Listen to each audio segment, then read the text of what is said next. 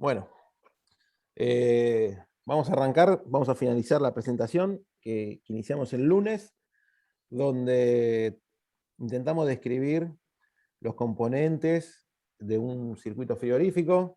El día lunes arrancamos con compresores, luego evolucionamos a los condensadores, evaporadores, que era la última fémina, y vamos a finalizar con evaporadores, siempre dándole importancia a los parámetros para seleccionar cada componente.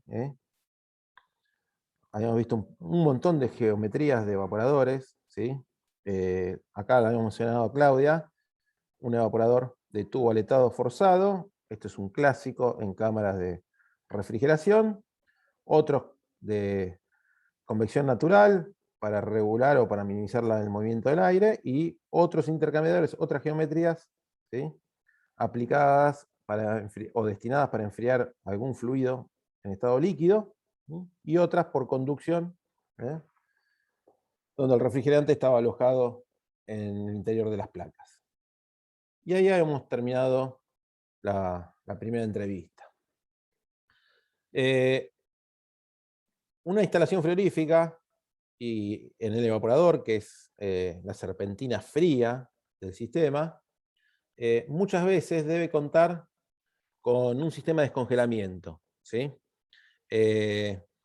No siempre, eso depende del nivel de la temperatura del aire que está en la cámara, que está seteado en la cámara, y de la temperatura de evaporación del refrigerante, ¿sí? Me refiero a si es una temperatura positiva o negativa. En función de esas dos temperaturas va a ser el sistema de descongelamiento que aplique en la máquina, ¿sí? Hay varios. El primero es el descongelamiento más sencillo, que casi no hay que invertir en ningún dispositivo, que es cuando la temperatura de la cámara es positiva. Cámaras por arriba de 0 grados, ¿sí? Y temperaturas de evaporación de refrigerantes negativas, que en los ciclos de funcionamiento acumulan hielo, ¿sí?, en la superficie de intercambio por la baja temperatura, y ese hielo se descomprime, se retira del circuito en los intervalos que los compresores están fuera de marcha, está off, donde la temperatura del refrigerante asciende arriba de 0 grados, y solamente manteniendo los forzadores solidarios al evaporador en funcionamiento, debido a la temperatura positiva de la cámara, es que ese hielo se descomprime y se drena por una bandeja vía un canal, una canalización, ¿sí?, a un lugar de temperatura positiva, y se lo evacúa en forma cíclica. O sea, cada puesta en servicio del evaporador va a acumular hielo, y cuando salga de su operación se va a producir el descongelamiento. El problema está cuando las temperaturas bajan, ¿sí?, y ya la temperatura que reina en la cámara es negativa, al igual que la temperatura de evaporación del refrigerante. Ahí no tengo esa ayuda del aire a temperaturas positivas que me va a descomprimir el evaporador, ¿sí? En esos casos, cuando la temperatura del refrigerante que se evapora es negativa y la temperatura de la cámara también lo es, ¿sí?, hay que aplicar otros sistemas, y básicamente es, además de apagar la marcha de los compresores, sacar el servicio del evaporador, cortar el suministro de refrigerante, es apagar los forzadores y incorporar a la superficie de intercambio un fluido a mayor temperatura. Muchas veces se descongelan pulverizando agua a temperatura positiva sobre la superficie que está con presencia de hielo. Otras veces, ya en la fabricación del evaporador, se incorporan resistencias eléctricas intercaladas en el área de transferencia térmica, que va a hacer que el dosaje de energía eléctrica por efecto Joule cree en la zona del evaporador, ¿sí?, una temperatura positiva, una zona de temperatura positiva, y dé lugar al descongelamiento o al drenaje del hielo. Son sistemas para cámaras pequeñas y medianas, ¿sí? En sistemas más importantes de frío, ¿sí?, instalaciones industriales donde preferentemente se usa amoníaco, a veces Freon también incorpora estos sistemas, se descongelan por gas caliente. Son instalaciones mucho más complejas, ¿sí? Pero son tiempos de descongelamiento mucho más cortos y en términos energéticos es mucho más eficiente, porque lo que voy a utilizar como energía para descomprimir el evaporador va a ser parte del gas refrigerante caliente que descarga el compresor, lo voy a inyectar en el interior de la serpentina, ¿sí? Va a trabajar como condensador esa serpentina, porque el gas va a estar sobrecalentado a alta presión y alta temperatura, y en poco tiempo va a poder drenar mucho hielo, mucha agua, ¿sí? En el sistema industrial se usa este tipo de descongelamiento por gas caliente, siempre teniendo en cuenta que hay que apagar o hay que cortar el suministro de refrigerante al evaporador y hay que cortar el suministro eléctrico a los forzadores de aire para que se genere una cámara de temperatura positiva dentro de un recinto de la cámara que está a temperatura negativa. O sea, fíjense en cómo tengo que hacer un foco caliente dentro de una cámara que está a temperaturas negativas. Cuando decís Bien, que es más eficiente, sí. significa que es menos el tiempo de parada. No, en verdad, en términos energéticos, básicamente es gratis. No tenés que consumir energía para descomprimir el hielo. ¿Se Ajá. entiende? O sea, porque tomás el mismo gas refrigerante que descargan los compresores, ¿sí? Y lo inyectás en la superficie de intercambio que es el evaporador, que estaría trabajando en ese momento como condensador, porque el refrigerante a alta presión, a alta temperatura, va a entrar como gas y va a salir como líquido en el evaporador. Pero es un breve lapso de tiempo que se produce esa operación. En ese tiempo el evaporador no está intercambiando energía para mi servicio, pero recuerden que con Claudia y con Agustín vieron que el tiempo de operación que se estimaba de la máquina frigorífica rondaban entre 18 y 20 horas, ¿sí? Y se disponía el resto del tiempo para que se produzcan estas operaciones, ¿sí? Que se dan solamente cuando la temperatura de la cámara es negativa. ¿Mm? Edu, ¿puedo agregar una cosa? No Sí. solo que es gratis, como vos decís, desde el punto de vista que no consumís energía eléctrica o necesidad de agua extra, sino que a su vez ayudás a bajar un poco la presión de condensación, digamos, porque parte del gas, del vapor de salida del compresor, no va hacia el condensador, ¿sí? Mm, O sea, sí. desde el punto de vista de la eficiencia también es bueno. Muy bien. Y ya con esto nos iríamos del evaporador, casi, porque vamos a volver a la entrada del evaporador, que es donde se instalan los dispositivos de expansión, ¿sí? Eso que vieron en termodinámica, con una simple válvula, y no se sabía mucho físicamente cómo eran, ¿sí? Se sabía solamente que reducían la presión, idealmente a entalpía constante, ¿sí? Después, con Fede, con Claudia, ven si es reversible y irreversible, pero básicamente era una caída de un líquido saturado con algunos grados de enfriamiento a alta presión, reducía la presión y caían dentro de la campana con un cierto título, ¿sí? Bueno, vamos a ver cómo físicamente cómo son esos dispositivos. En máquinas muy pequeñas, residenciales, en sus casas, residencial me digo la heladera, el aire acondicionado, lo que tengan en su casa y en comercios muy pequeños, se utiliza como dispositivo de expansión un tubo capilar. Básicamente es un tubo con un orificio pequeño que tiene determinada longitud y produce determinada caída de presión para el caudal másico de refrigerante que lo atraviesa. Todo está calculado por el fabricante, él lo instala, es algo fijo, no acepta ningún tipo de regulación, pero es muy barato. Son centavos de dólares, ¿sí?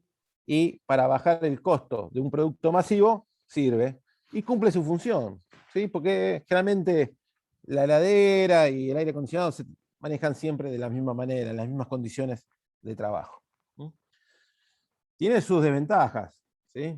O sea, si bien solamente para máquinas pequeñas, el problema está que no cortan el suministro nunca de refrigerante líquido. Y recuerden que el compresor, la mayoría de los principios de funcionamiento de compresores, no admitían refrigerante líquido en su interior.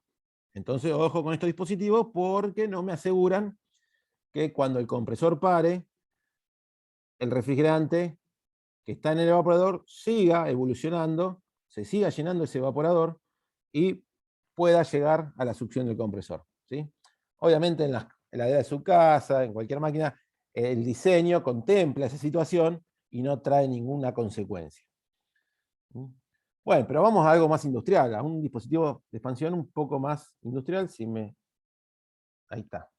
Que es la válvula termostática. Esto, digamos, es lo más visto cuando trabajo con freones, ¿sí? Con todos los refrigerantes, menos el amoníaco, me refiero. Se instala este tipo de dispositivo que es, acá están las funciones, es el encargado de dosificar la cantidad justa de refrigerante en el evaporador, ¿sí? Físicamente, es como la foto que está abajo a la derecha, ¿sí? Es un cuerpo de bronce o de otro material, que tienen un capilar enrollado en este caso porque son nuevas, pero créanme que este capilar se va a desenrollar y este bulbo, esta cápsula que está en la otra punta del capilar, va a estar solidaria a la cañería de descarga del evaporador. O sea, en criollo va a ser un alcahuete de lo que pasa en la salida del evaporador. Le va a informar a esta válvula, que está en el comienzo del evaporador, qué está pasando a la salida del evaporador. Y básicamente lo va a hacer para fijarse si se está escapando líquido o no. Fíjense que ya este tipo de dispositivo regula su capacidad para evitar que haya líquido en la salida del evaporador y pueda llegar al compresor. Y básicamente lo hace midiendo sobrecalentamiento. O sea, mide la presión del refrigerante, mide la temperatura del refrigerante a la salida del evaporador, y con eso puede decidir si eso es vapor saturado o es vapor sobrecalentado. Con 8 grados, 5 grados de sobrecalentamiento, ya alcanza para saber y asegurarse que lo que está saliendo del evaporador es vapor sobrecalentado. ¿Sí? Bien. Consulta, ¿Cómo perdón. funciona? ¿No se escucha? ¿Se No, cortó? una consulta. Dale, Mariano. ¿Va a cerrar cuando excede esos 4 o 5 grados de sobrecalentamiento o va a No, cerrar cuando tenemos líquido en vez de... no, a ver. Acá está un poco el esquema. Vamos a tratar de explicar el funcionamiento con el esquema de la izquierda. ¿Sí? Perdón.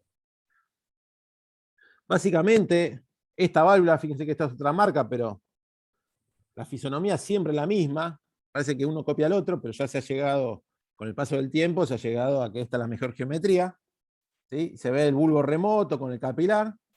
Bueno, la válvula va en el comienzo del evaporador. Es el que dosifica, el que permite el ingreso de refrigerante al evaporador, a la superficie de intercambio, de menor temperatura.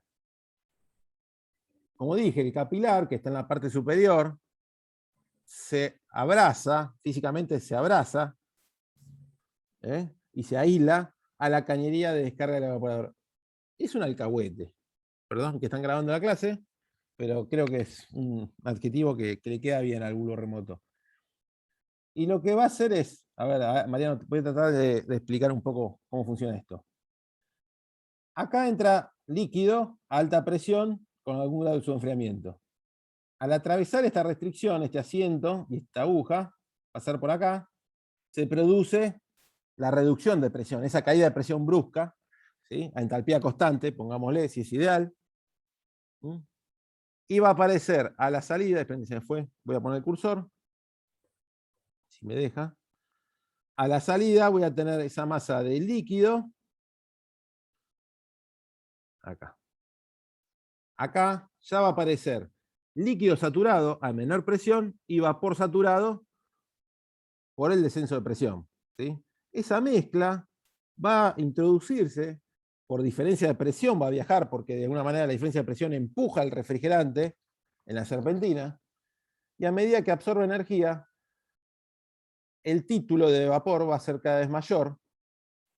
Va a llegar un momento que la totalidad del refrigerante se evapora debido a la absorción de energía, ¿sí? Y el último tramo de evaporador se va a utilizar para ese vapor saturado, incrementarle la temperatura y que en la salida sea vapor sobrecalentado. ¿Sí?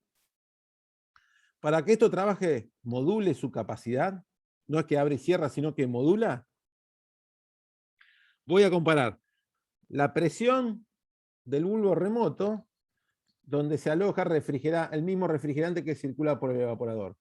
Y hay una mezcla bifásica. O sea, si aumenta la temperatura de la descarga del evaporador, va a aumentar la presión del bulbo remoto, ¿sí? Esa presión se comunica por el capilar y aumenta la presión en la parte superior del diafragma.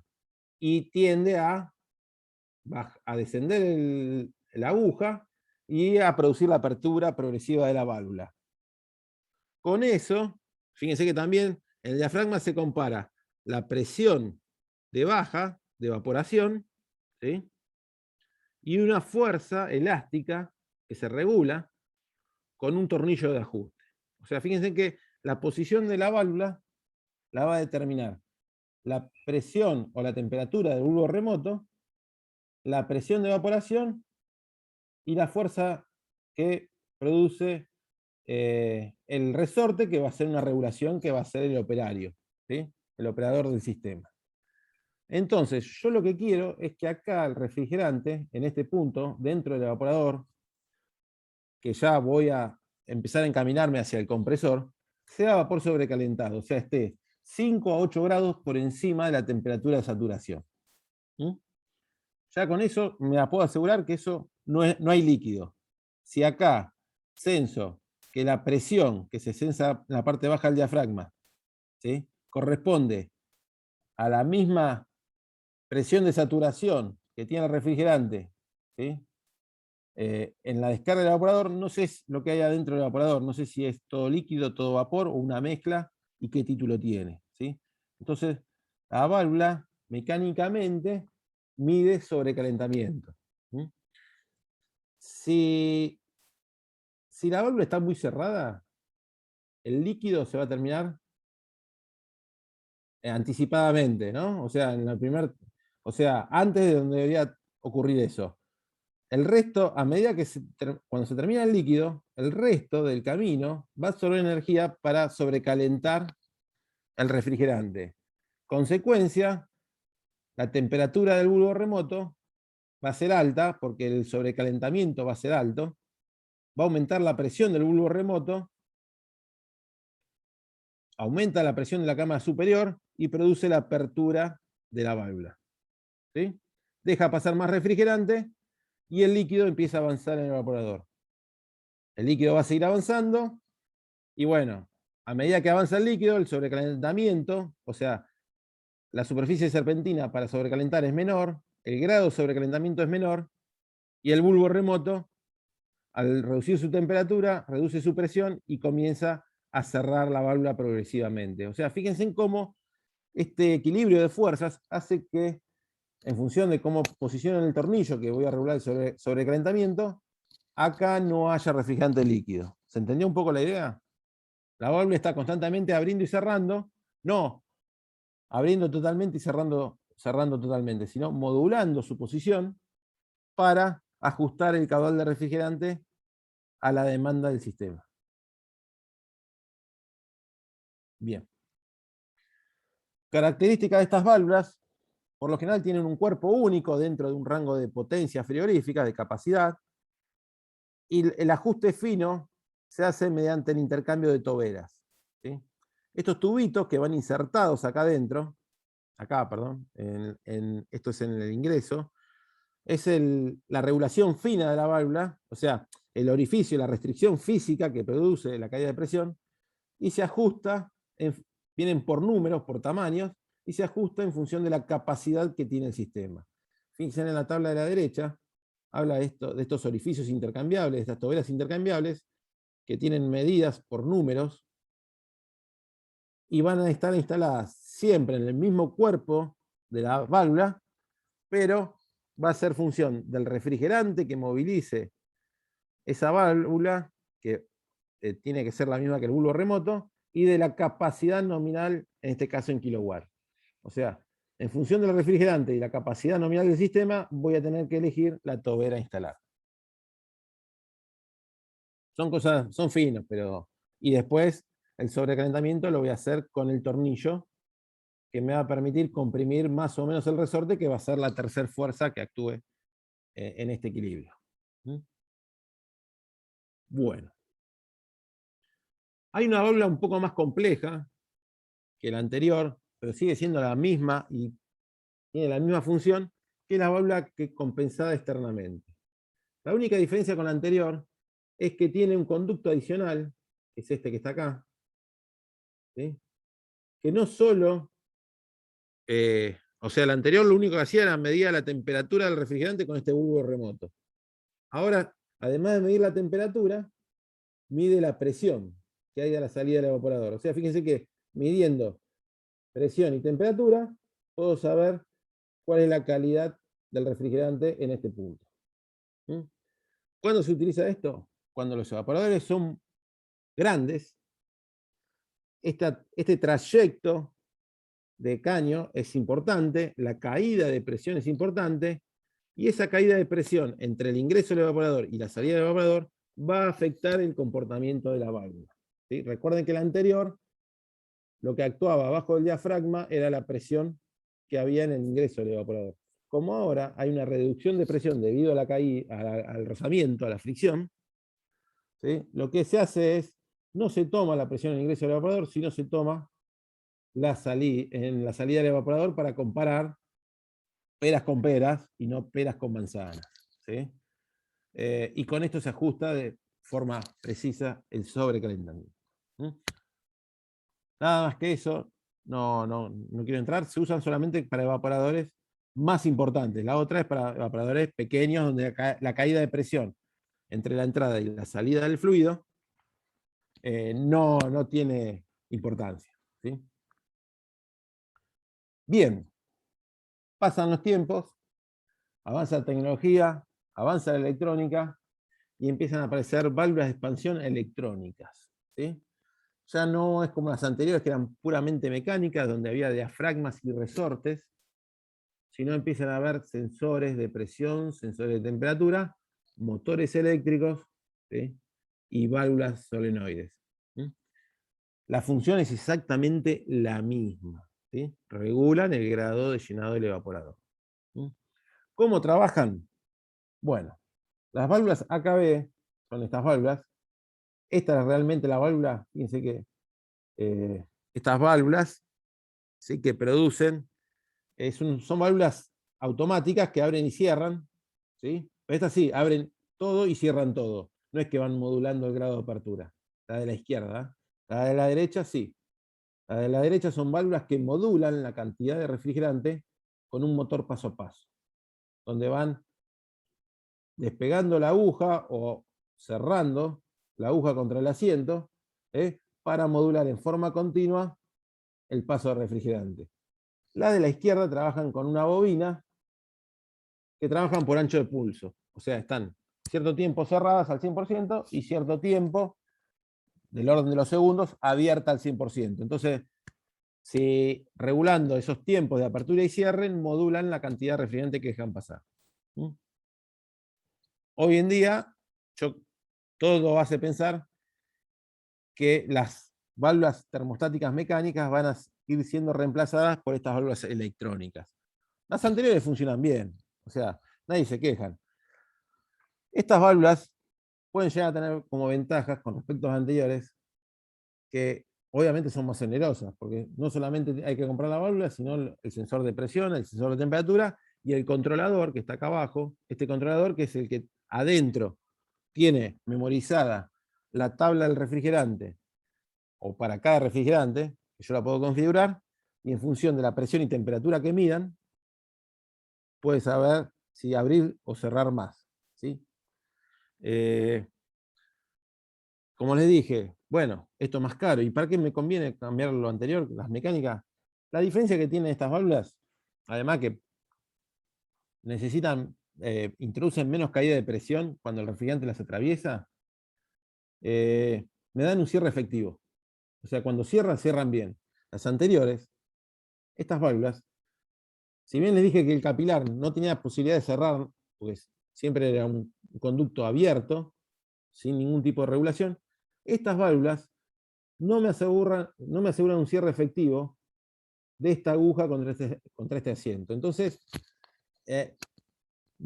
puede ser que cuando el evaporador esté mucho tiempo, o el compresor esté apagado, porque no necesita bajar la temperatura o movilizar refrigerante, en esos tiempos, por la presión alta que hay en el condensador, que está al ingreso de la válvula, el refrigerante siga fluyendo, ¿sí?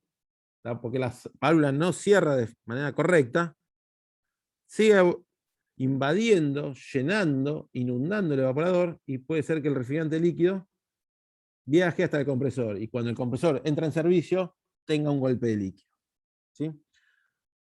Estas válvulas son buenas, pero tienen ese pequeño defecto. ¿Sí? Estas válvulas quitan ese problema, porque cuando cierran lo hacen de forma efectiva. ¿Sí?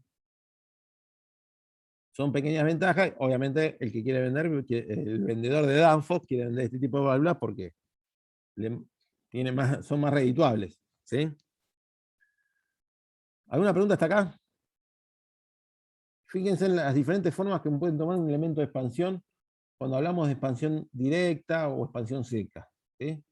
En verdad es expansión seca, porque lo que sale en la otra punta del evaporador es vapor sobrecalentado sin ningún tipo o porción de líquido. Y los elementos de expansión, vuelvo a decir, capilar para residencial, válvula termostática, que puede ser con compensador externo, y válvula electrónica, que cumple la misma función que la válvula termostática, que es mecánica. ¿Sí? Bien, sigamos un poquito adelante. Todos los que les comenté de elementos de expansión y de evaporadores, si son de cobre, corren para los freones. El amoníaco tiene una tecnología diferente, una forma diferente de evaporarse, ¿sí? De manejar ese refrigerante en el evaporador.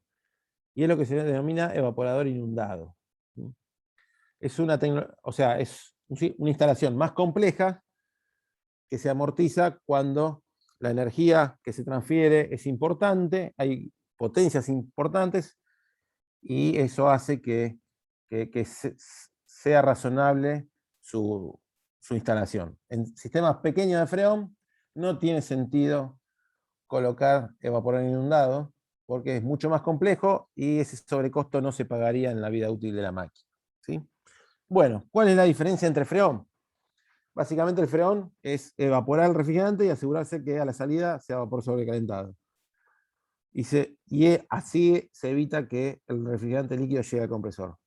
En amoníaco, la separación entre el líquido y el vapor se hace por diferencia de densidad.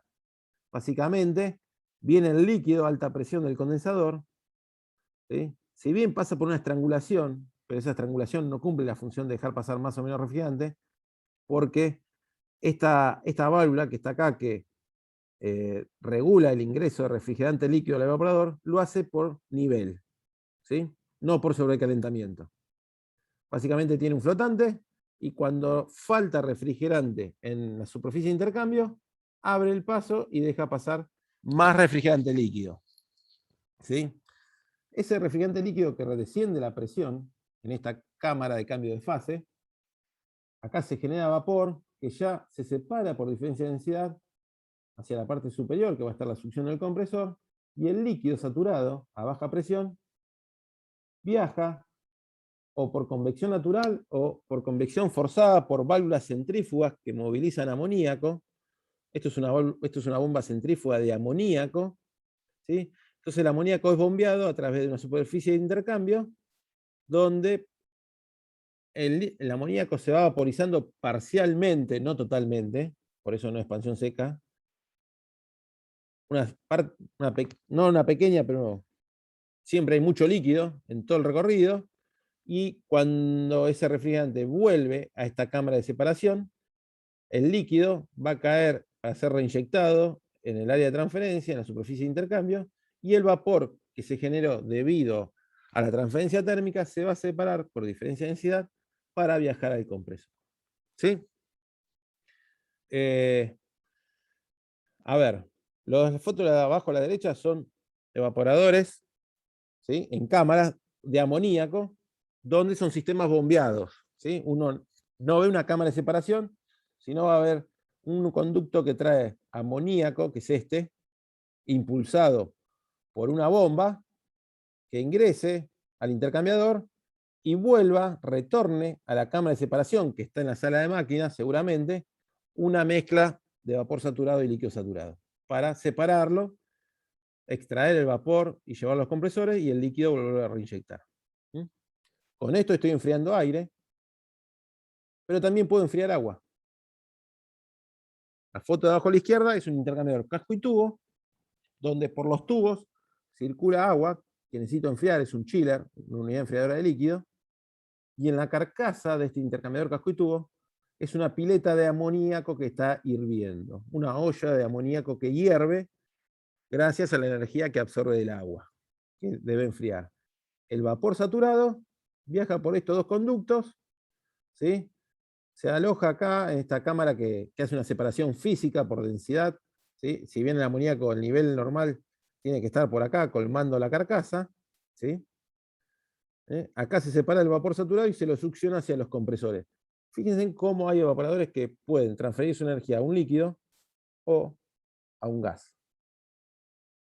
¿Se ve eso? Puede estar impulsado por una bomba a través de la serpentina o puede tener una circulación natural, porque el vapor, como tiene menos densidad a medida que aparece, va alivianando esa mezcla y va produciendo una corriente convectiva. Para eso, la serpentina que tiene que estar próxima a la cámara de separación. Bien, ¿alguna pregunta? ¿Les parece que esto es mejor que lo otro o no? ¿Cuál es la ventaja de este tipo de evaporación?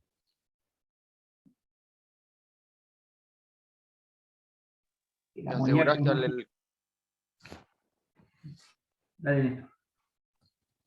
te asegurás que al compresor llega solo vapor.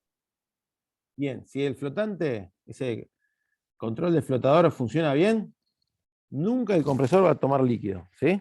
Es como la mochila del inodoro. Ahora se traba el flotante, bueno, puede rebalsar, pero atrás de eso hay niveles de seguridad, o sea, hay elementos de seguridad que censan sobre nivel y actúan en función de eso, ¿no?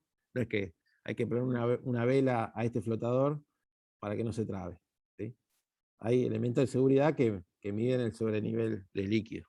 ¿Qué más? ¿Qué otra ventaja? No sé El quién. amoníaco es más eficiente. Es más denso, a los compresores les gusta, porque tienen menos cámara de compresión, tiene una campana más ancha, es barato, lo malo es tóxico, pero en la industria, manejándolo como debe ser, no habría problema. ¿Sí? Bueno, la gran diferencia, una de las diferencias, ¿sí? Porque lo que dijeron es, o sea, la densidad y todo eso es propio del refrigerante. Yo también podría usar un freón acá, no se utiliza, porque esto, o sea, demanda un volumen muy importante de refrigerante, que el freón es carísimo frente al amoníaco. Entonces, eso también es otra limitante. Lo bueno de esto es que lo que sale y succiona el compresor es vapor saturado, con algún grado de sobrecalentamiento que haya de esta cámara al ingreso del compresor. ¿Sí? Mientras que en el otro tipo de evaporación, el refrigerante que succionaba el compresor era vapor sobrecalentado, mínimo 5 grados, 8 grados de sobrecalentamiento, más lo que incorpore la cañería. Y recuerden cómo afectaba el sobrecalentamiento al COP de la instalación.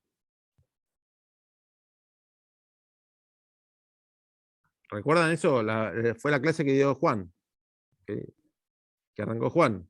Si la descarga del evaporador se corría hacia la derecha, el proceso de compresión iba por otra isentrópica, que estaba, digamos, tenía menor pendiente, se acostaba más, e iba a demandar más diferencia de entalpía para la misma relación de presión entre evaporación y condensación.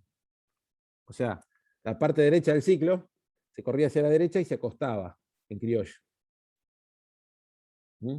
Sí, pero, perdón, ¿esto también no era buscado para que no tengamos líquido en la entrada del compresor? Bien, acá es buscado, porque no tengo forma de separarlo por densidad. ¿Sí? Acá es intencional. Es un mal necesario. ¿Sí? para que el compresor no tome líquido. Pero acá me puedo asegurar que no haya líquido en el compresor y puedo evitar ese sobrecalentamiento. Por eso también esta manera de evaporar refrigerante es más eficiente que la anterior, que es de expansión seca. Pero es más compleja, ¿eh? No es tan fácil, ¿eh? Yo acá se los muestro este esquema, es muy simple, pero acá hay un montón de cosas de instrumental metido en el medio. En amoníaco, en frigoríficos, todo se evapora, todo refrigerante es amoníaco, ¿sí?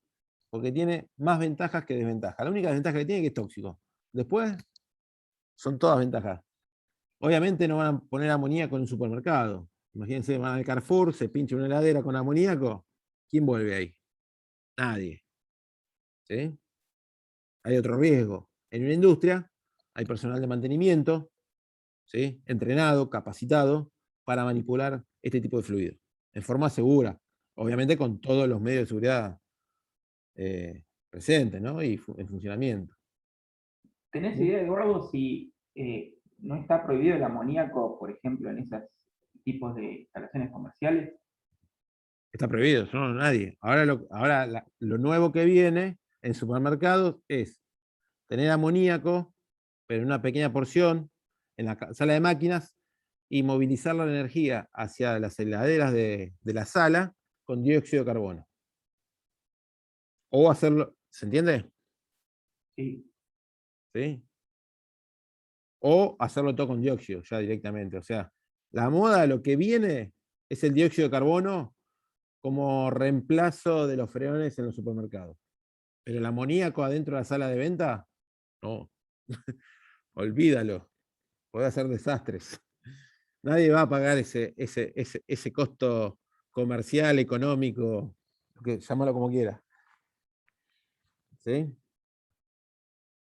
Bien. Edu, Sí. una cosa, no estoy seguro si mencionaron la ventaja, ¿en qué estado entra el amoníaco al evaporador? ¿Entra el evaporador? Sí. O sea, el punto de entrada acá del ingreso al evaporador.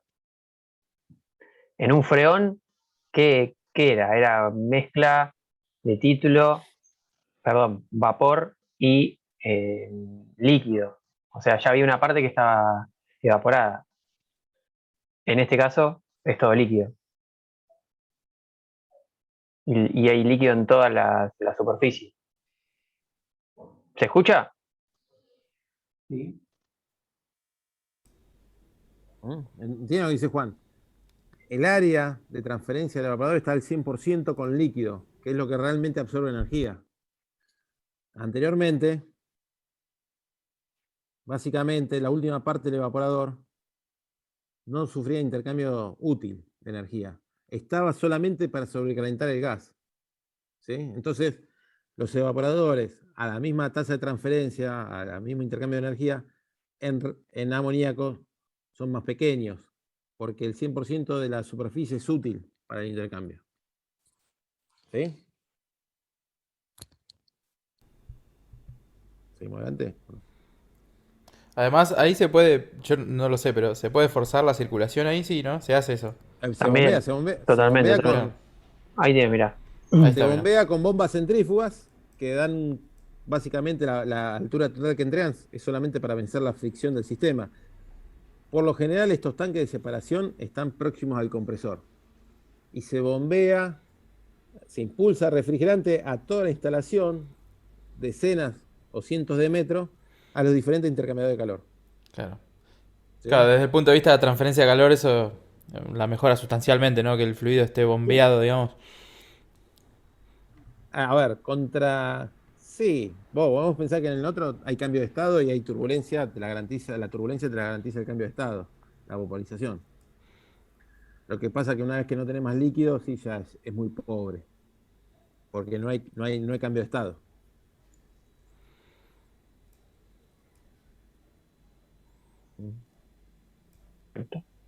Bueno, ¿seguimos? Salimos un poco del amoníaco que ya me estoy intoxicando. Obviamente las instalaciones de amoníaco son mucho más complejas Pero siempre cuando uno está en amoníaco, siempre hay personal capacitado y se encarga, el mantenimiento se encarga de la laboratoria de la planta, ¿sí?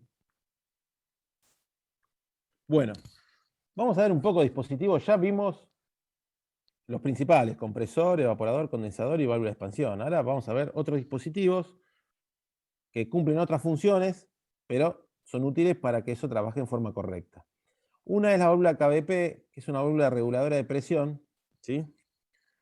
Que se instala en sistemas multitemperatura. O sea, cuando yo tengo varias cámaras a diferentes temperaturas, ¿sí? Yo necesito independizar las temperaturas de cada cámara. Entonces lo tengo que hacer mediante la utilización de este tipo de válvula. Recuerden, cuando vimos evaporadores, y ustedes que están en alimentos, imagínense un supermercado donde hay cámaras que hay productos expuestos, carne, hay cámaras de verduras, ¿sí? Cámara de no sé qué, pero algo expuesto. Imagínense un producto que no tenga una barrera de vapor importante. Yo tengo que regular la diferencia de temperatura entre el refrigerante y el aire. ¿Recuerdan por qué? ¿Por qué yo tengo que regular la fuerza impulsora de intercambio?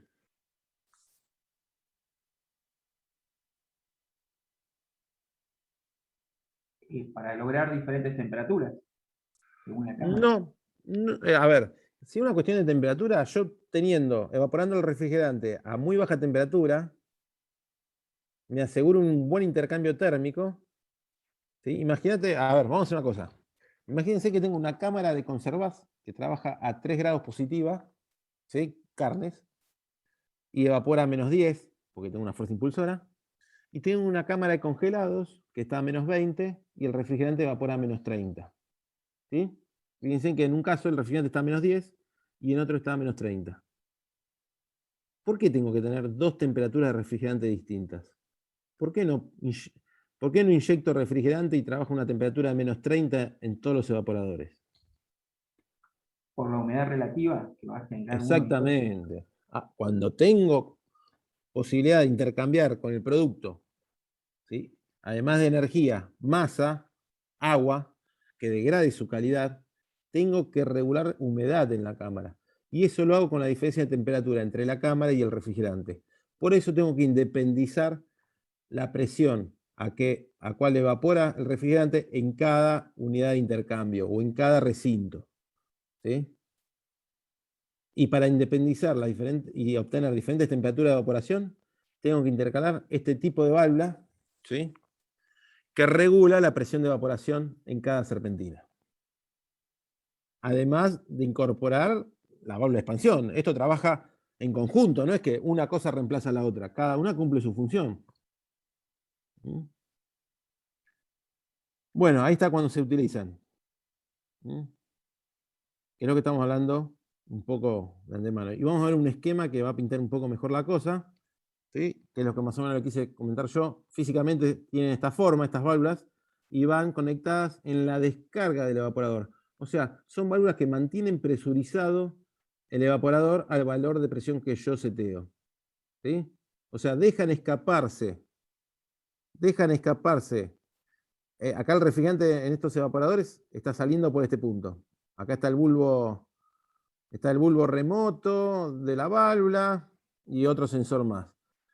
Entonces, lo que hace es mantiene presurizado el evaporador y recién cuando alcanza la presión que yo quiero para mantener una temperatura no tan baja de evaporación, deja escapar el refrigerante al compresor, ¿sí? Y fíjense en que cada cámara que esté por encima, en cuanto a temperatura de evaporación, por encima de la temperatura más baja, va a estar con una válvula independiente KBP conectada en su descarga, ¿sí? El único evaporador que va a trabajar en forma directa con el compresor va a ser el evaporador más frío, que es el que me va a determinar el nivel de presión de baja de mi sistema, ¿sí? O sea, la presión más baja, la presión de succión, me la va a determinar el evaporador más frío, ¿sí? Obviamente, bueno, pero acá el refrigerante tiene mayor presión, tiene mayor temperatura, ¿sí? Y cuando atraviesa esta válvula se expande, ¿Se expande hasta la presión más baja, la que reina en el colector de succión? Sí, pasa eso. O sea, pero bueno, a mí no me interesa ese efecto, a mí me interesa mantener determinado nivel de presión mínimo en las serpentinas de mayor temperatura. Y así logro, modificando la presión de evaporación, voy a regular o voy a tratar de controlar la humedad de la cámara. ¿Alguna pregunta?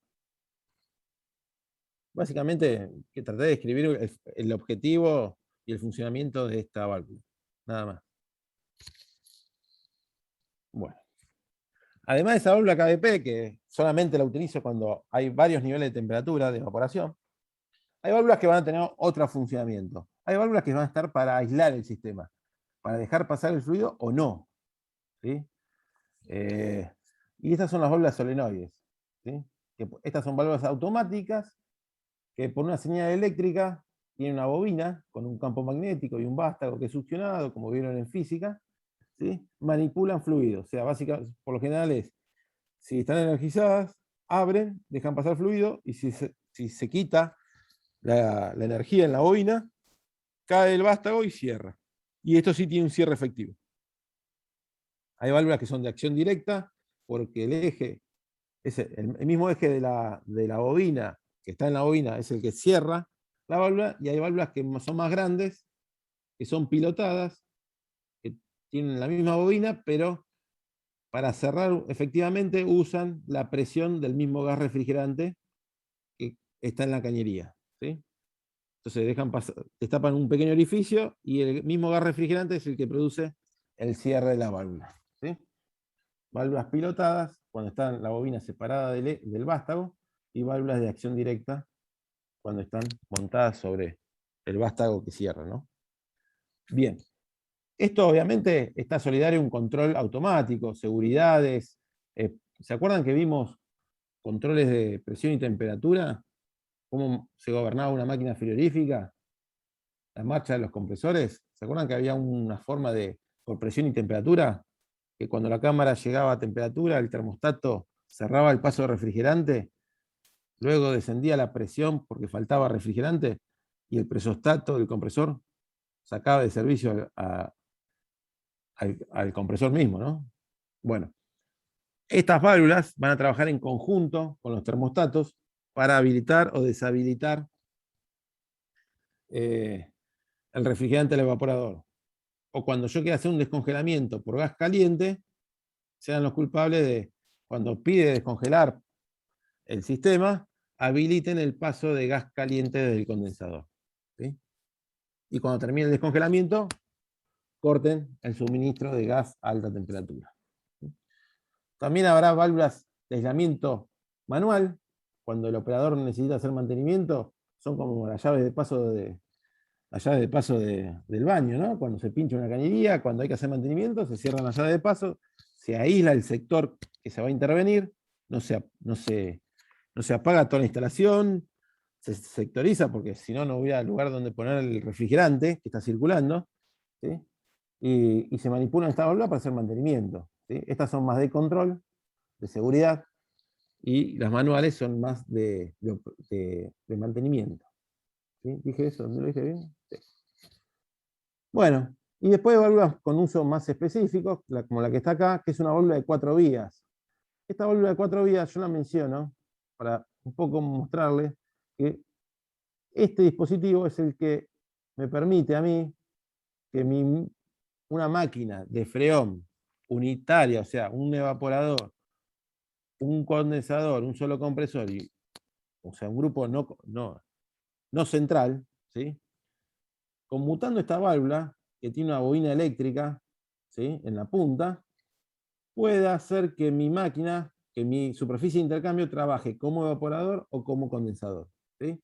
Si ustedes se ponen a analizar cómo trabaja un aire frío-calor, bueno, a diferencia de un aire de frío, no es que el compresor empieza a girar en sentido contrario, ni nada raro. Lo único que tiene incorporado, además de lógica de control, es este dispositivo de 4 vías que conmutan las corrientes de refrigerante en la superficie de intercambio. Hacen que el evaporador pase a condensador y el condensador a evaporador. ¿Sí? energizando la bobina con estos dos cables o no. ¿Queda claro eso? ¿Cuál es la diferencia? Sí, No, ¿me lo podés volver a explicar? Sí, mira. En esta válvula de 4 vías, tiene 4 conductos, llegan 2 conductos que están solidarios al compresor y 2 que están, habría que verlo en conjunto, pero están solidarios uno a cada serpentina. ¿Sí? Después habrá otros conductos. Esta válvula tiene un vástago que va a la derecha o a la izquierda, dependiendo si la bobina se energiza o no. Entonces, en una posición va a comunicar esta vía con esta otra y la central que está abajo con la de la derecha. Y el refrigerante va a circular de cierta manera que una serpentina sea de evaporador y la otra sea condensador. ¿Sí? Ahora, cuando yo quiero invertir el funcionamiento, quiero pasar de frigorífico a bomba de calor, ¿sí? La superficie de intercambio que está evaporando tiene que pasar a ser condensador, porque un frío-calor hace eso. O sea, la serpentina a veces trabaja como evaporador, la misma serpentina, y otras veces hace de condensador. ¿Sí? Y siempre hace un papel distinto a la opuesta, a la que está afuera. ¿Sí? Básicamente eso se logra manipulando la corriente refrigerante, ¿sí? Redireccionando al refrigerante que escapa del compresor, que vaya a una superficie de intercambio o a otra. Bueno, y esa tarea de direccionar el refrigerante para que las serpentinas de intercambio enfríen o calienten, ¿sí? Una u otra, lo hace esta válvula. ¿Sí? Que en un caso, como te dije, una corriente comunica esta vía con esta otra y esta con la de la derecha, y cuando conmutan, pasa. Es algo como la neumática, una válvula de direccionamiento como vimos en neumática. Cuando conmutan, porque energizan la bobina, que la hace cambiar de posición, comunican esta vía con la de la derecha, y esta de abajo central ahora está comunicada con la de la izquierda. ¿Sí? Con eso logro manejar las corrientes de refrigerante en el circuito e intercambiar las unidades de intercambio. Pero siempre el refrigerante en el compresor circula de la misma manera. No hay acá otra. ¿Se entendió más o menos? Era la idea esa, de transmitirle para qué sirve esta válvula de 4 vías. Obviamente el amoníaco, eso no se utiliza. ¿Eh? Esto es para el frío y calor de su casa. O como hace el frío-calor, cuando afuera hace mucho frío en invierno, que se apaga y se pone a descongelar, porque se forma hielo en la serpentina de afuera, es un descongelamiento por gas caliente. Entonces lo que hace es, en cierto momento, cuando ustedes necesitan calor, pero afuera hay hielo, la máquina para un poquito, invierte, con esta válvula invierte, y envía afuera el gas caliente, descarga del compresor. Entonces, la misma temperatura de ese gas caliente descongela rápidamente el hielo, y una vez que se descongeló, vuelve a trabajar como bomba de calor. ¿Sí? Eso obviamente es un control electrónico, pero lo hace manipulando al compresor y a esta válvula. Bueno. Bien. Vamos a ir llegando un poco a la, finalización. Son dispositivos menores. Toda instalación frigorífica, además de la válvula de control, automática, manual, válvula de expansión, tiene que tener filtros. ¿Sí? Filtros que continuamente sean atravesados por el refrigerante para quitarles partículas sólidas que se puedan desprender de algún punto de la instalación o del mismo compresor. ¿Sí? Y humedad.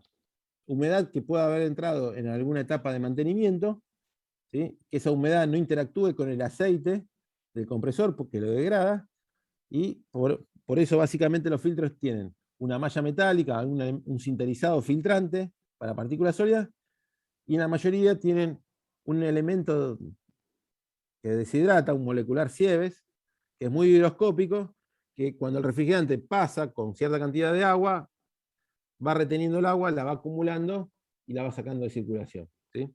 Esta buena práctica de mantenimiento es cada vez que se trabaja sobre el sistema, se lo abre e ingresa aire con cierta humedad atmosférica, se intercambian los elementos filtrantes. ¿Sí? Bueno, Filtros hay dos. Como dije, acá está un poco lo que puedan aparecer, ¿sí? Humedad, partículas sólidas, y hay dos. Uno en la línea de líquido, que se pone antes del elemento de expansión, porque recuerden que el elemento de expansión es un orificio pequeño, es una restricción donde se produce la caída de presión, y es lo más susceptible a taparse, ¿sí? Entra una basurita, tapa el orificio y ya eso no regula el caudal de refrigerante. Bueno. Filtro en la línea de líquido antes del elemento de expansión, y va a haber un filtro, por lo general no siempre, en sistemas chicos no lo hay, en sistemas grandes sí, en la succión del compresor, para evitar que cualquier partícula sólida se desprenda y llegue al sistema de compresión y rompa el dispositivo de compresión, el compresor, o sea, dañe mecánicamente. Entonces van a encontrar filtros en estos dos puntos, sí o sí siempre está el primero, el de la línea de líquido. ¿Qué formas tienen? Bueno, ahí tienen. Son cartuchos donde adentro hay elementos filtrantes con un elemento deshidratador, ¿sí? Un molecular Sievers. Se escogen en función del caudal de refrigerante o de la potencia frigorífica, de los kilos de refrigerante que tiene esa instalación, más grandes, más chicos, ¿sí? Y hay descartables que vienen sellados o carcasa con cartuchos intercambiables, ¿sí? Más lo que es parecido al auto, ¿no? Se abre, se cambia el elemento filtrante interior. Esto es más residencial, comercial. Esto es más industrial. La heladera de su casa va a tener este tubito, muy barato, pero créanme que cumple la función de filtro, ¿sí? Y va a estar previo al tubo capilar. Bueno, los filtros de succión son muy similares. Tienen un sinterizado. Generalmente, siempre interceptan sólidos, siempre, porque eso es lo más nocivo para el compresor. Algunos también incorporan algún elemento secante, ¿sí? Pero básicamente la función es esa, y no se cambian en instalaciones industriales sí se cambian por periodos, pero en instalaciones comerciales, residenciales, mientras que el sistema no se abra, no se produzca mantenimiento, siguen trabajando al igual que el aceite del compresor, ¿sí? Bueno, vamos a ver, ya llegando al final, instrumentos para que ustedes el día de mañana se acerquen a una máquina frigorífica y no crean que son naves espaciales, ¿sí? Tienen dispositivos instrumental, ¿sí? Para su control, y pueden tener estas formas, ¿sí?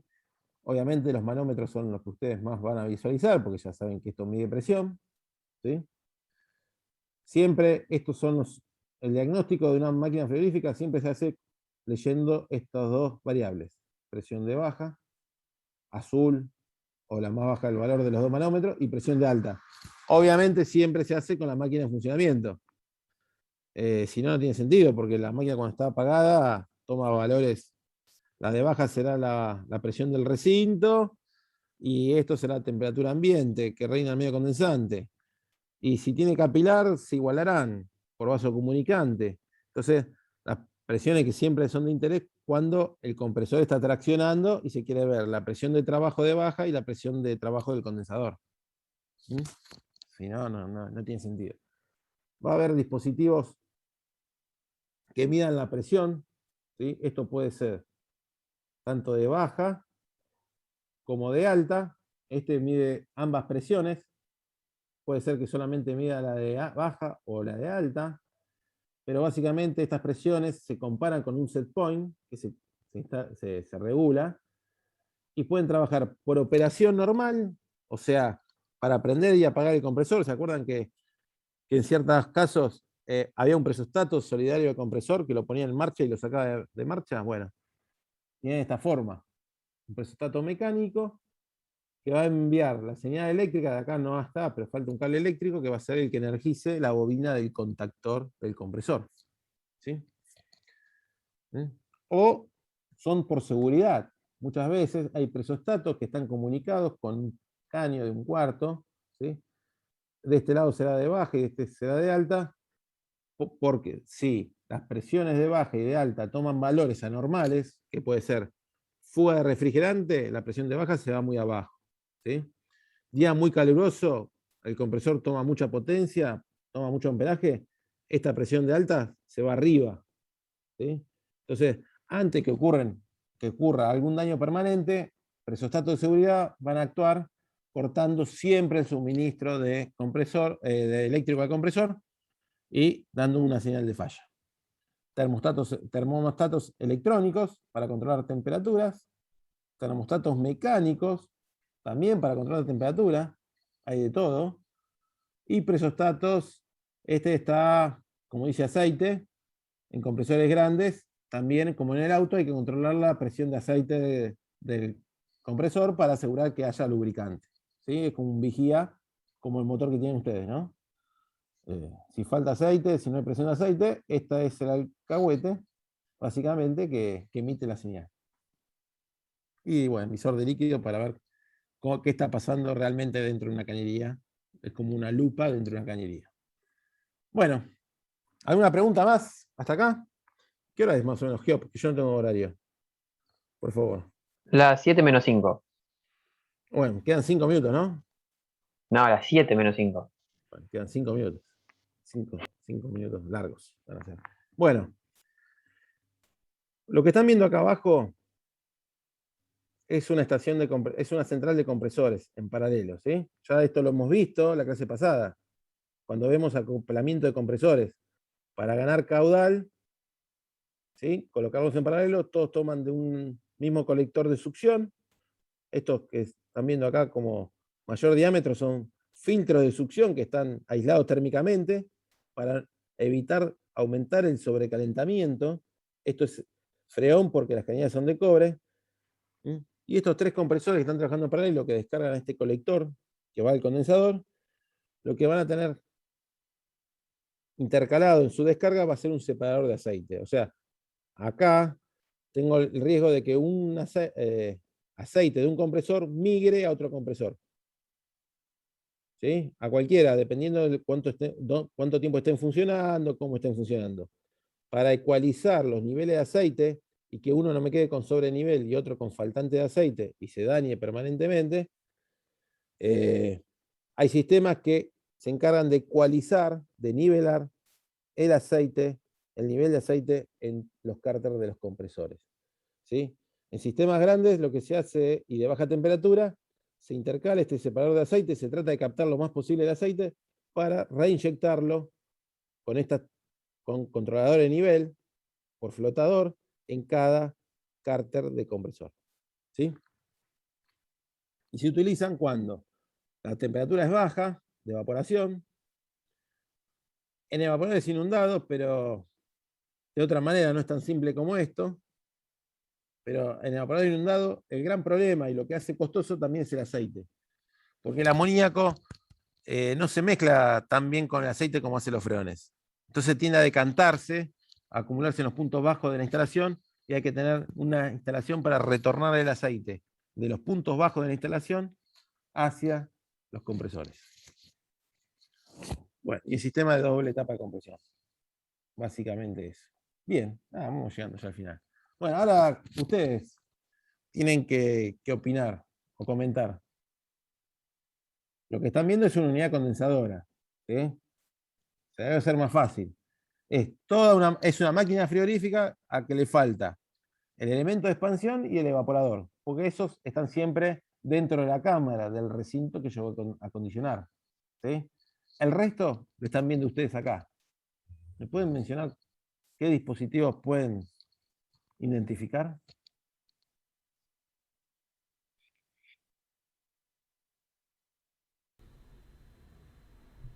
No vale decir el azul.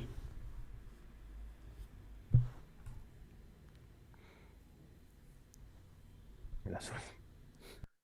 Bueno. Bueno, tenemos un presostato. Adelante. Bien.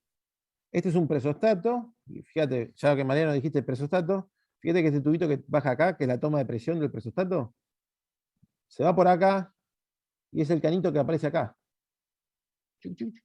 Viene acá y está conectado en este punto de la instalación, donde está el cursor rojo. ¿Sí? Nada más. Pero está sensando la presión en un determinado punto. Bien podría estar sensando la presión en el punto que estoy marcando acá abajo. Pero lo está haciendo acá. La escucho, salida del compresor. es la succión del compresor. Succión. Ah, Es la succión porque generalmente la succión, la aspiración, es un diámetro mayor que la descarga del compresor. Porque el refrigerante tiene menor densidad, ocupa más volumen. por ¿Sí? eso, abajo no tenemos una cañería más ancha. No, esta es más fina. Esta tiene Ah. menor sección que la de arriba. Ah, yo lo vi al revés. Bueno, vamos a darle, Mariano. Me parece que Mariano es el único que está presente acá. Igual ¿no? no hay tanta diferencia. Hay diferencia, pero no hay tanta, Mariano. O sea, no es tan fácil darse cuenta. Así que está bien. ¿Cuántos somos? Ya no sé. ¿no? En total, 17 menos 4 nosotros, 13. Bueno, No A la sé, izquierda, hablamos. alguien dijo algo. a la Néstor. izquierda no se ven los tubos de la serpentina del condensador. Bien, lo que está acá atrás es el condensador, ¿sí? Aéreo, que aumenta la transferencia térmica gracias al aporte de caudal de aire, ¿sí? De velocidad de aire, de este ventilador. Y si esto es el condensador, fíjense que tienen dos cañerías de conexión, una entrada y una salida. ¿Identifican el compresor? Me voy. No. ¿Alguien me puede? Para mí ustedes dicen, ¿el compresor es este o este? ¿El tacho de la izquierda o el tacho de la derecha será el compresor? El de la derecha. ¿Cómo, Daniela, cómo te diste cuenta? Porque recién hablábamos de la succión y de la descarga. Ah, muy bien, Daniela. Bien. Y Bueno. no, por la geometría. Bien. Se parece al de la heladera. Parece que lo agarró un auto, ¿no? Es a pistón. Es un compresor a pistón hermético. Compresor a pistón hermético. Porque fíjense que está selladito y nadie le puede meter mano. El día que se rompa, vayan a vender cobre, básicamente. Esta es la canilla de succión, ¿sí? ¿Qué tendría que estar conectado a esta canilla de succión?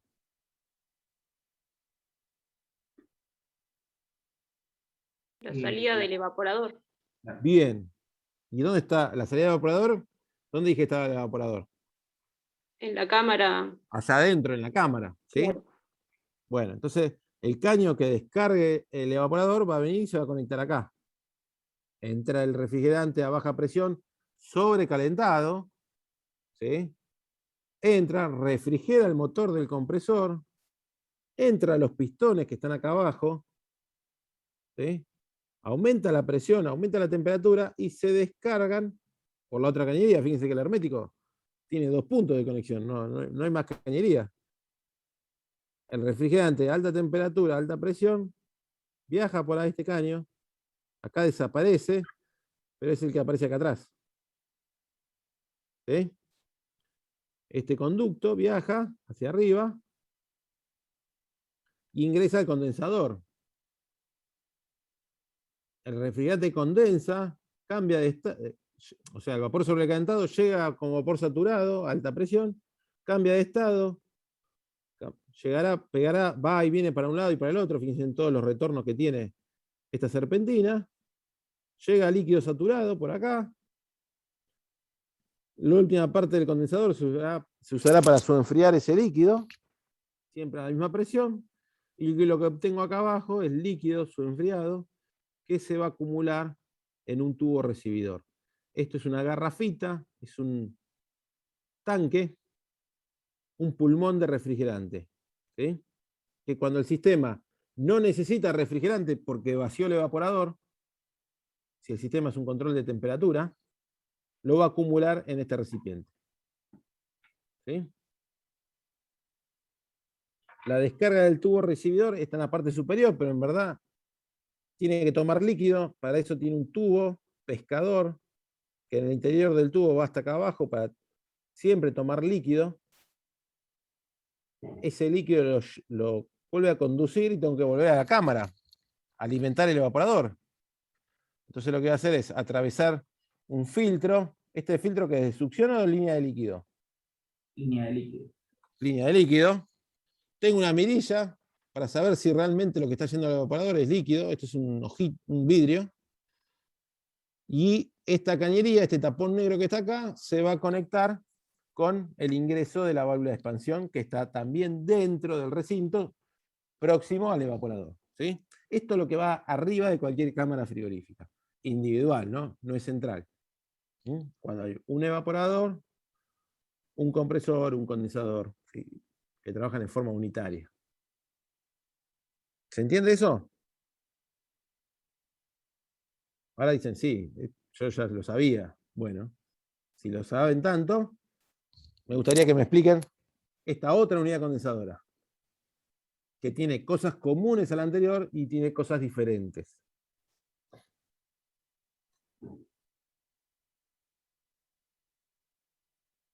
Tiene los manómetros de alta y de baja. Bien, esa es la diferencia.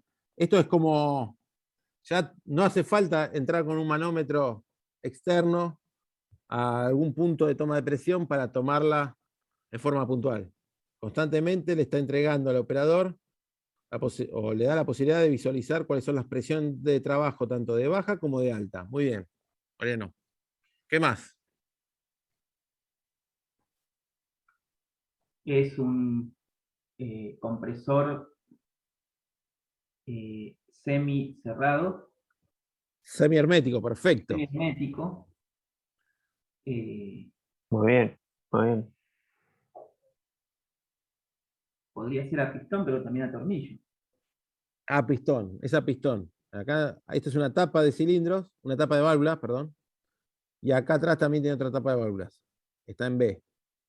¿Sí? Para estas potencias tan bajas, no hay compresor a tornillo. Aparte, recordad que el compresor a tornillo, bueno, en freno no tanto. Está bien, tenés razón. Porque es un freón, no hace falta que tenga separador de aceite en este caso. ¿Sí? Sería bueno que tenga, pero bien, es un compresor a pistón semihermético. ¿Qué más? La salida se une con un tanque. Acá. Ah, bueno, ahí hay, ¿La salida cuál es? ahí hay que poner un semáforo de cañería porque hay un cachengue. ¿Cuál es la salida? ¿La izquierda o la derecha? La verdad me genera dudas. A la Yo, derecha hay yo te doy una pista, mira, para vos y para todos, ¿no? Una tiene aislación. ¿Ven que está cubierta con algo negro? sí, ¿Cuál creen ustedes que debería estar aislada? ¿La de succión, o sea, la de entrada, o la de descarga?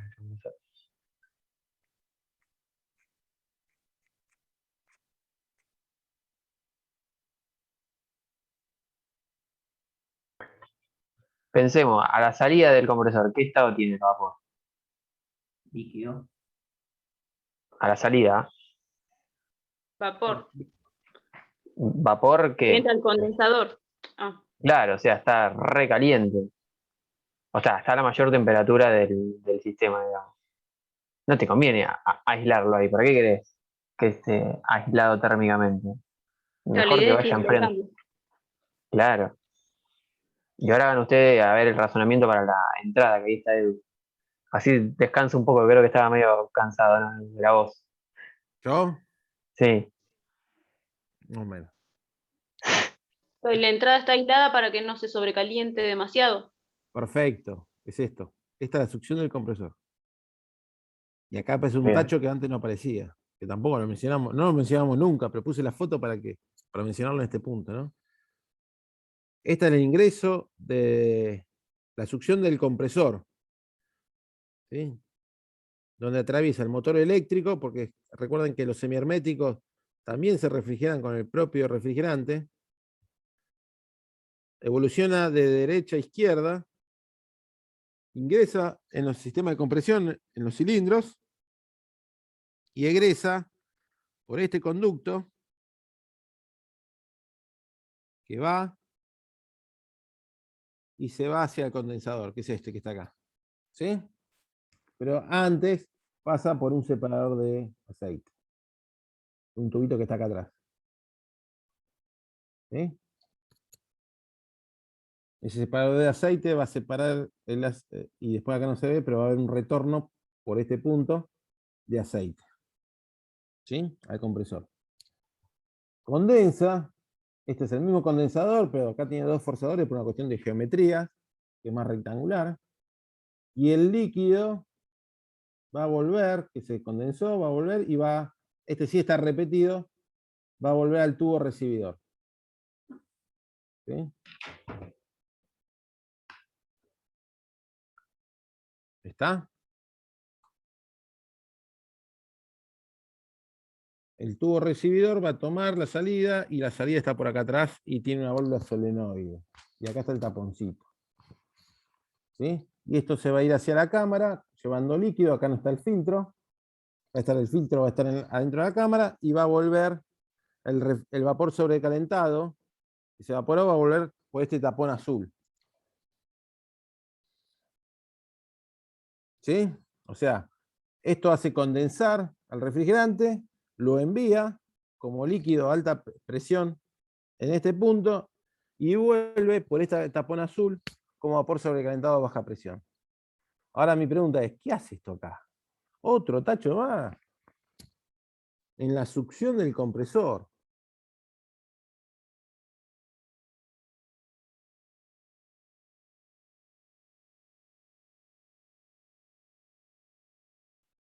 Bueno, la función de este recipiente se llama separador de succión.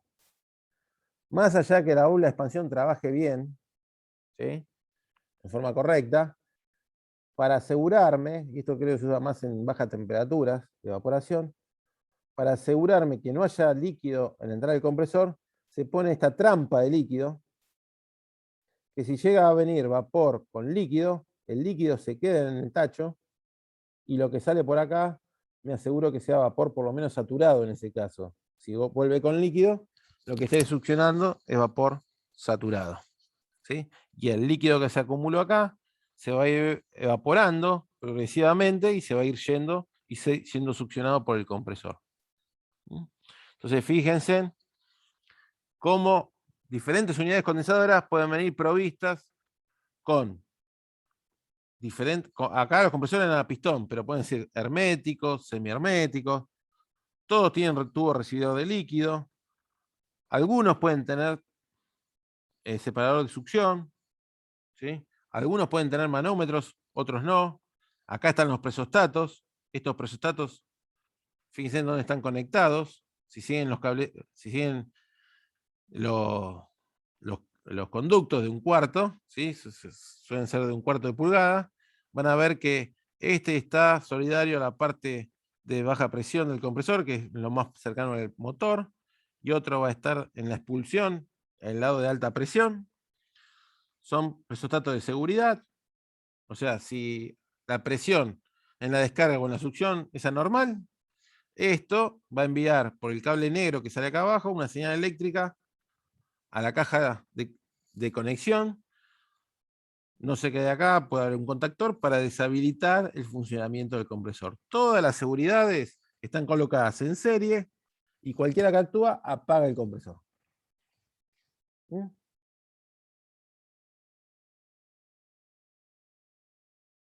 Y acá hay un poco fíjense, comercialmente, si uno va a comprar estas unidades condensadoras Bond, que creo que son brasileras, ¿sí?, unidades condensadoras con cubierta, vienen protegidas contra la lluvia, porque esto generalmente va a la intemperie, ¿sí?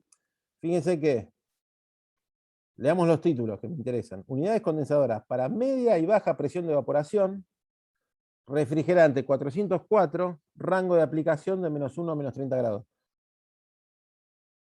¿Entendieron todos los términos de este título? ¿O se creen que son analfabetos en términos de frigoríficos?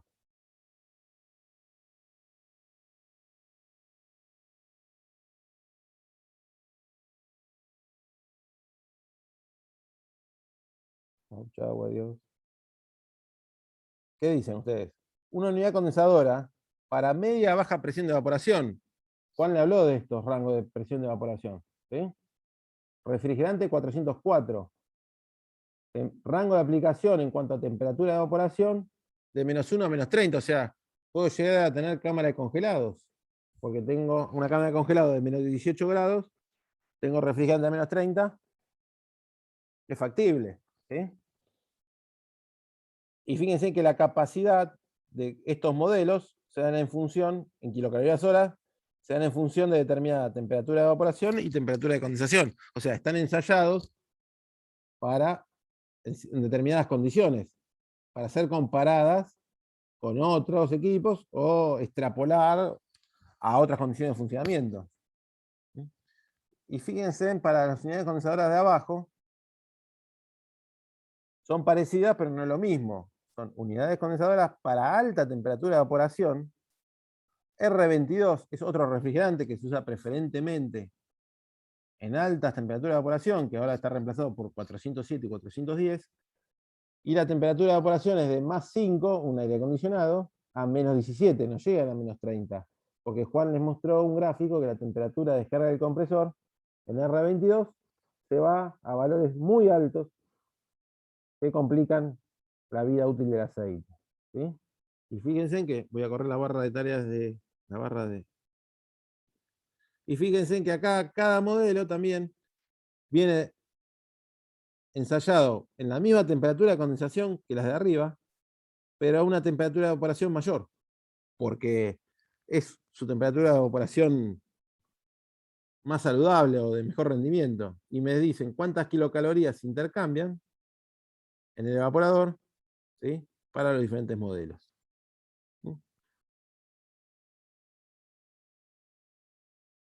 Bueno, me parece que se me cortó internet.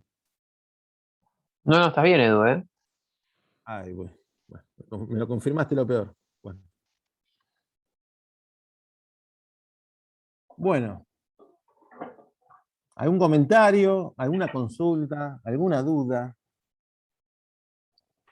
¿Está con la grabación o no? ¿Corto? Sí, corta nomás la grabación.